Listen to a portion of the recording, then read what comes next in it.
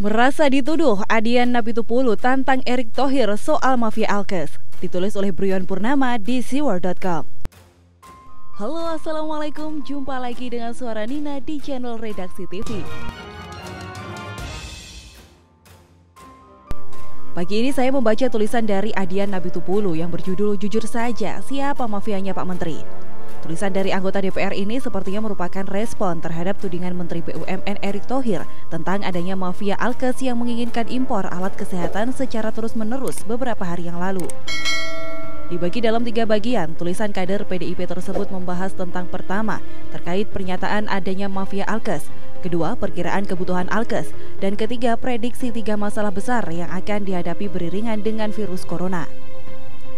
Namun mengingat panjangnya tulisan tersebut, saya hanya akan membahas bagian pertama dengan mengambil poin-poin intinya saja. Dalam tulisan itu, Adian menanyakan siapa yang dituding Erick.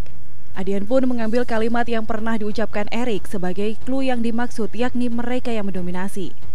Kalau ukuran mafianya adalah dominasi impor Alkes dan obat, maka bisa jadi hanya 2 lembaga yang memenuhi syarat dominasi, yaitu BNPB dan BUMN. Alasannya karena ada 19 jenis Alkes yang rekomendasi impornya dikeluarkan BNPB, demikian menurut Adian. Apalagi Adian kemudian menyebutkan bila selama ini ternyata BNPB yang mengeluarkan rekomendasi impor, BUMN ikut mendominasi impor, tapi Menteri BUMN-nya sekarang bicara bahwa ada mafia yang mendominasi impor Alkes. Atau jangan-jangan pernyataan Erick itu menuduh saya karena 1 bulan lalu saya pernah meminta pemerintah memudahkan impor Alkes walaupun saya bukan importir dan trader. Adian lalu menutup bagian pertamanya dengan meminta Erick melaporkan kepada Presiden, polisi atau KPK bila menemukan bukti yang cukup. Tidak semata-mata berbicara ke media hingga timbul kecurigaan antara rakyat dan pelaku usaha. Dan saya tidak bisa lebih setuju lagi, persoalan mafia Alkes dan obat sebenarnya merupakan lagu lama yang tak kunjung usai. Mafia Alkes dan obat ini bukannya tidak ada, dan sudah berlangsung sejak dulu. Bahkan di awal pengangkatan Terawan sebagai Menkes, publik banyak berharap ia mampu memberantas mafia di bidang kesehatan. Bekerja sama dengan oknum maupun produsen Alkes di luar negeri, memanfaatkan kondisi dan situasi seperti saat ini, sejumlah merek atau jenis peralatan pun dipaksa pengadaannya. Salah satu contohnya adalah ventilator. Di luar negeri, sejumlah dokter di berbagai negara telah melarang pemakaian ventilator untuk menangani pasien COVID-19. Alasannya ventilator diperkirakan dapat merusak tubuh pasien karena tekanan udara yang tinggi dipaksa masuk ke kantung udara paru-paru pasien yang kecil, seperti dimuat dalam artikel Associated Press and Time. Inggris mencatat setidaknya ada 66% kasus kematian pasien COVID-19 akibat ventilator, sedangkan dari Wuhan, Cina, dikutip bahwa tingkat kematian pasien coronavirus mencapai 86%. Namun di dalam negeri sendiri, pengadaannya justru dipaksakan. Tak kurang dari Gubernur DKI Jakarta sendiri menyebutkan bila Jakarta membutuhkan 170 unit ventilator untuk melengkapi 947 unit yang sudah ada saat ini.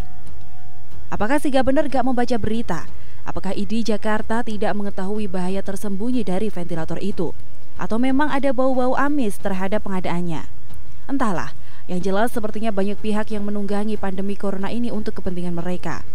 Jadi tidak mengherankan bila Erick Thohir menyebutkan adanya mafia kesehatan yang berharap pandemi ini bisa berlangsung lama demi memupuk pundi-pundi uangnya.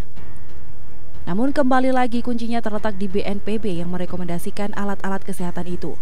BUMN yang menjadi salah satu pengimpor terbesar Alkes dan obat-obatan, serta Mendak atau pihak terkait lainnya yang berwenang mengizinkan terjadinya impor tersebut. Nah, balik ke pernyataan Adian Napitupulu, apakah yang disampaikan oleh Erick memang memiliki dasar, data, dan bukti, atau hanyalah bluffing semata? Bila memang memiliki bukti, saya setuju dengan apa yang dikatakan Adian, laporkan kepada Presiden, polisi, atau KPK. Namun bila tidak, jangan ikut-ikutan wan getar yang menggertak dengan efek kejutnya. Erick sebaiknya fokus dengan pekerjaannya saja.